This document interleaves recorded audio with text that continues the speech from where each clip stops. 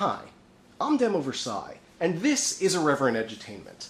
You know, I think it's time for me to tackle something that was made edutainment by design, rather than just distilling it out of other works. As much as I enjoy finding unintentional enlightenment in the most unlikely of sources, sometimes the crap that gets made for the explicit purpose of molding and shaping young minds is offensively terrible. Today, I'm going to explain exactly what went wrong when Deke Entertainment made ProStars.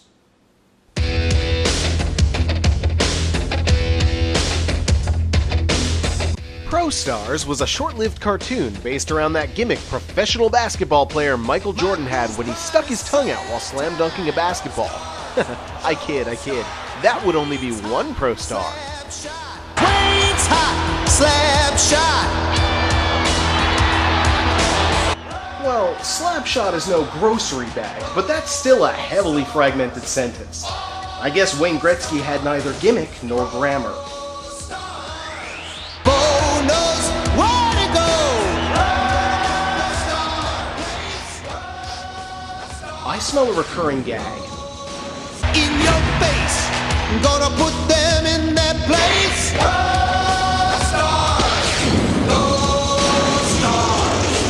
That's gymnastics, you idiots! You don't flip like that in basketball! We will score just in time.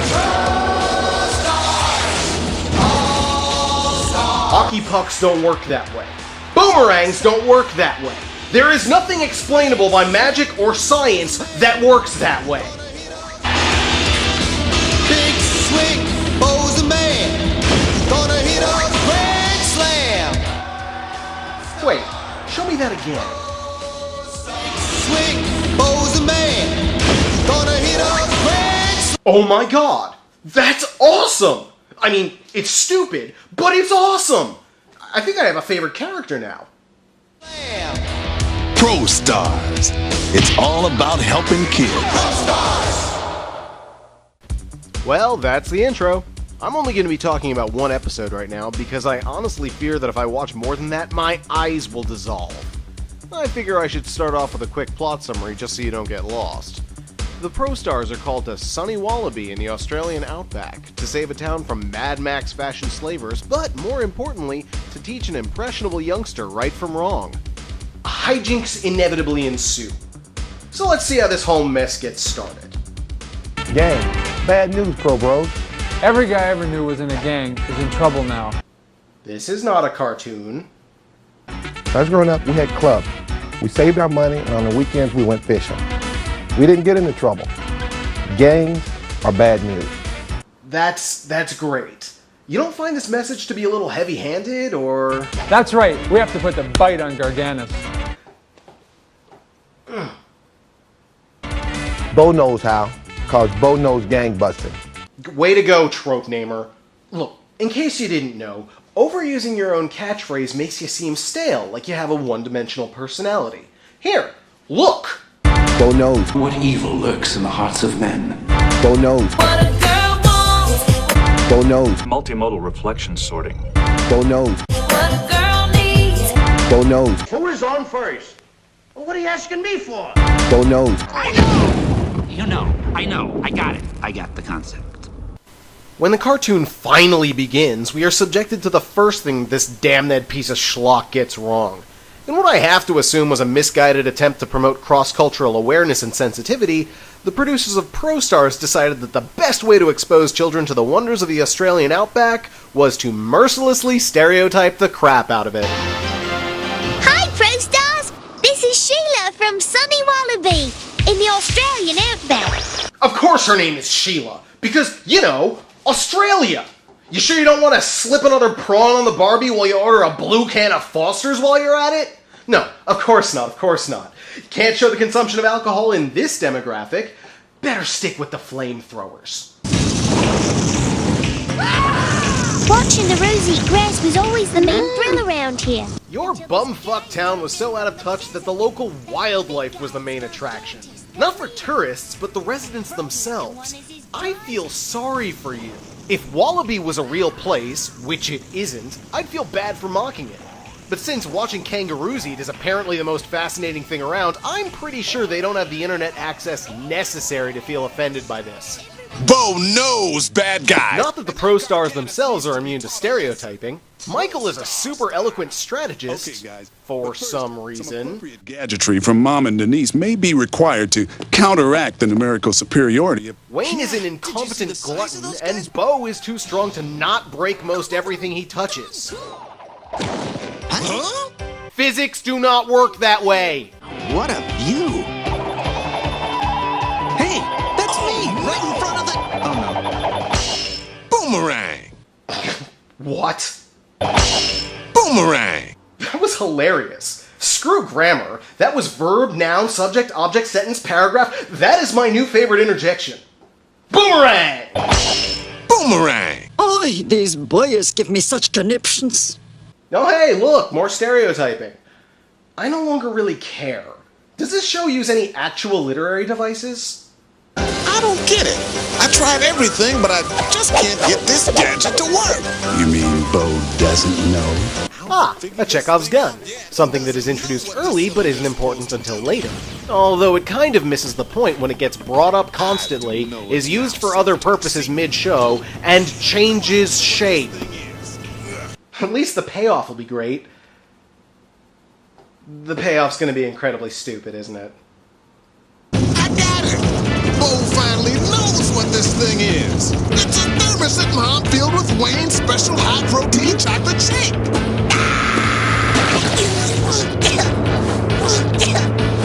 Anyway, when the team lands in Australia, they learn that the enslaved villagers are being held in a conveniently indicated mansion. But, uh-oh, they've been spotted. It's Sheila. Oh no. Keith! They're coming, Gargantus!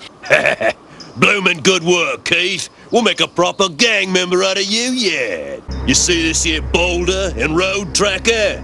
Yeah? We'll give that boulder a little shove and chase those ProStars right off of my mountain.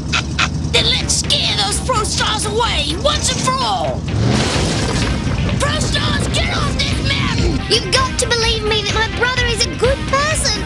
I know he is! Kid, that's a bad judgment call and 4 cases of attempted homicide. Personal preferences notwithstanding, it's game time. And I just happen to have the game ball. What? How? That's one big bouncy game ball! Pass. That's the idea. Wait, oh no? What's wrong? Here, let me put the animation on loop. See? Your absurd gadgetry is somehow successful. The basketball is pushing the boulder uphill. Gravity be damned. Oh, great, now we're gonna get crushed twice! No, you're not. Unless this is just blatant exposition to cover up your faulty animation. Oh, that's exactly what this is. Here it comes. Ow! Ow! This doesn't look good. Don't you just hate it when that happens? He should be dead! Gargantuans! Attack! Really burning up the highway there, guys. You're a gang en route to Violenceville, but hey, can't exceed the 10km/h speed limit. That would be wrong and dangerous. And now it's time for Flight 23 to take off. Rules! Gargantus rules! Gargantus rules! I'd just like to say that I think these guys are really obnoxious. So the team gets captured, imprisoned, rescued by a kangaroo, and restrains all the gang members with shrinking hula hoops? I'll fill in with Mom's latest hoop puffs. Stop it! I'd complain, but that would imply that I'm still holding this show to some standards. I've more or less given up on that. Instead of escaping in their flying superhero vehicle, our idiot protagonists escape using... Hey, Michael, you got any more of those giant basketballs? Not again. It's game time. All right, gentlemen, jump for it. Why does this one have an ice ring-esque platform? This is too stupid to watch. Oh good, a truck. How are they gonna screw this up? Objection! This is Australia, right? You dumb bastards! Cars in Australia have a right-hand driving configuration. The steering wheel is supposed to be on the right side of the car. This is a left-hand driving vehicle. We are either supposed to assume that this truck is an import, or that this is the most sloppily made hack of a cartoon ever made. I choose the latter. Look at how easy this is to fix. Ta-da! When I started writing this review, I was gonna go for the whole so bad it's good, so far past good it's bad again thing. I even pulled an appropriate clip from Ghost World to work in. Wow, this is so bad it's almost good. But I can't do it! This is not so bad it's good. It's lazy, it's poorly researched, it throws the message at you like it's attached to a brick, and the animation is flawed beyond comparison. It's a regular ghost town. I was gonna point out all the silly mistakes and logical inconsistencies, and pair them against Dave Fennoy's legitimately entertaining voice work. Who is Dave Fennoy? Dave Fennoy is my favorite voice actor. Not only did he play Bo Jackson, he also played Rodan from Bayonetta and a variety of other awesome characters. Next time you get your hands on me, you better make sure I'm dead. Now move out the way. ProStar style. Unfortunately, even the best voice actor can't do much if the script is absolute crap. This button must be forward.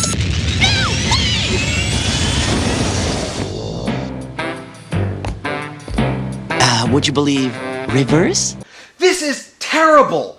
Why do people do this? Edutainment is supposed to uplift and enlighten. It's supposed to broaden the minds and imaginations of the viewers.